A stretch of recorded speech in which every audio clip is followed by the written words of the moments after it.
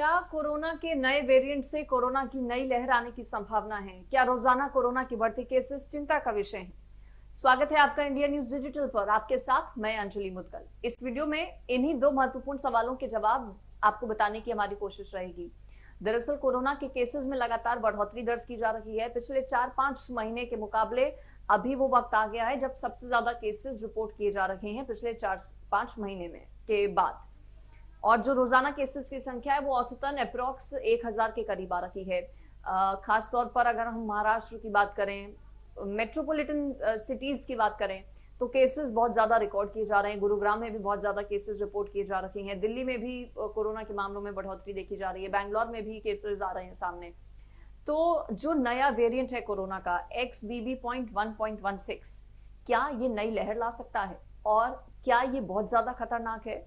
दरअसल अलग अलग लोग अलग अलग तरह की बातें कर रहे हैं, लेकिन अगर एक्सपर्ट्स की हम माने तो आपको उतना ज्यादा डरने और घबराने की जरूरत नहीं है जब तक कि स्थितियां इस तरह की पैदा ना हो जाएं कि आपको अस्पताल में भर्ती होना पड़ा। देखिए, मामले जरूर बढ़ रहे हैं, लेकिन आपको परेशान नहीं होना, पैनिक नहीं होना, क्योंकि मौसम बदल रहा है। ऐसे में सीजन फ्लू भी हो सकता है, यानी कि मौसमी फ्लू भी हो सकता है। सर्दी, खांसी, बुखार, जुकाम अगर हो रहा है तो ये सामान्य है, लेकिन आपको डिफरेंशिएट वक्त पर कर लेना है, ऐसा डॉक्टर्स कह रहे हैं। यानी कि आपको ये समय पर पता लगा लेना है कि कहीं आपको H3N2 या फिर कोविड तो नहीं, या फिर आपको मौसमी फ्लू तो नहीं है।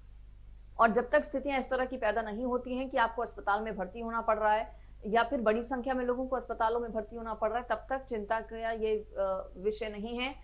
जो पूर्व निदेशक हैं एम्स के, उनकी तरफ से, डॉक्टर रणदीप गुलेरिया की तरफ से ये बात कही गई है। खासतौर पर लोगों को उन्होंने ये बात कही है कि आप अपने स्तर पर अपना ध्यान रखें, लेकिन पैनिक ना करें, परेशान ना हो। जब तक ऐसी स्थितियां पैदा नहीं होती, डरने की जरूरत नहीं है। घर पर भी आसानी से इसका इलाज हो सकता है। और अगर लहर की हम बात करें, नया वेरिएंट क्या नई लहर ला सकता है, तो उस पर भी डॉक्टर रणदीप गुलेरिया की तरफ से कहा गया है कि ऐसा कुछ नहीं है।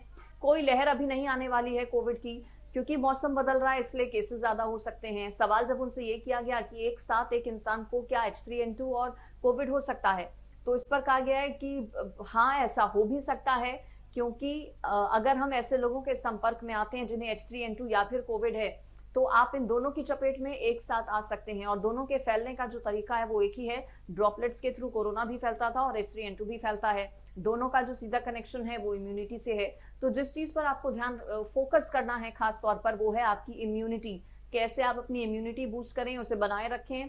होम रेमेडीज का आप इस्तेमाल करें। बाहर का खाना बहुत ज्यादा ना खाएं, क्योंकि मौसम बदल रहा है। सर्दी, खांसी, जुकाम से अपने आप को बचा कर रखें। जो लोग बीमार हैं वो कोशिश करें कि घर पर ही रहें, ज्यादा लोगों के संपर्क में ना आए।